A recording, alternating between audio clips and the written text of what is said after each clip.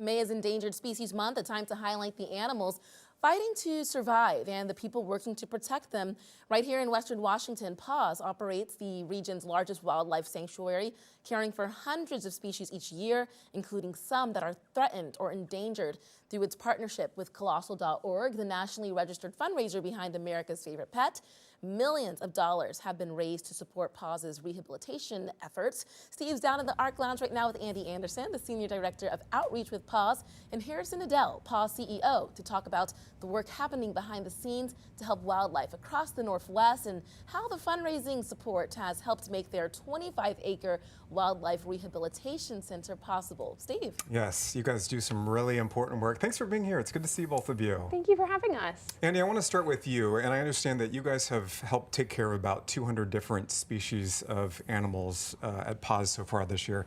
What does that tell you about the need for the type of work that you guys do? Yeah, I think what it underscores for us is that need is growing as our region grows. We are expanding more into wild spaces, which means we are coming into conflict with wild animals more often. Okay. And that introduces new hazards into their daily life, which means that some of them are going to end up needing a little bit of help.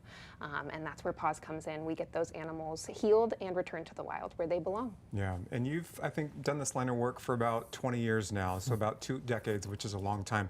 How has that evolved over the 20 years that you've been part of this? One of the things that gives me real optimism is that conservation now is more sort of collaborative and data-driven than it was even 10 or 20 years ago. So we're seeing big advances in wildlife rehabilitation, veterinary medicine, population management, habitat restoration, and so you know, one of the biggest changes I think is just the fact that we have tools at our fingertips now and understanding that we didn't have recently. Yeah, and it's a tremendous growth that's out there right now. I want to talk about this partnership that you guys have with Colossal and America's Favorite Pet, and help raise about $30 million for PAWS. Huge amount of money since 2021. Lots of money. How has that support changed maybe what you're able to do with some of the species or wildlife in that work here in the Northwest? Yeah, I mean, we couldn't do what we do Wouldn't without the support, exactly, without the support of the America's Favorite Pet competition. In fact, that competition with some of the funds that had been raised allowed us to finish building and open our new wildlife rehabilitation facility in Snohomish. It's an incredible 25-acre facility with really purpose-built spaces for the work that we do, customized enclosures, surgery suites, all of the things that our team needs to be able to provide the very best care to wild animals and train the next generation of veterinarians and rehabilitators who are going to do even more for wildlife. It's a really incredible partnership. And I think people watching at home might be thinking, is this something that I can come see? Can I come see the type of work that you guys do? You can certainly come visit us at our Snohomish Center, but unlike a zoo or a sanctuary, our animals are not on display. They're in rehabilitation, right? They're patients. So they're getting well, they're healing, and so if you come visit us, we'd love to tell you about the animals, but they're not animals that you could see or interact with. Got you. I want to talk to you about some of the type of animals that come into PAWS care. Talk about the various types of needs that those animals have. I'm assuming it varies quite a bit. Yeah, Okay. Andi mentioned that the animals at our facility are in recovery. You know, I often compare it to an emergency room. Animals come to us often in really bad shape. It's almost always from some interaction indirectly or directly with humans, whether that's, you know, a car collision, a window collision. And so for us, we don't really have a typical day. Some days it's tiny baby hummingbirds that are coming in that someone has found in a backyard.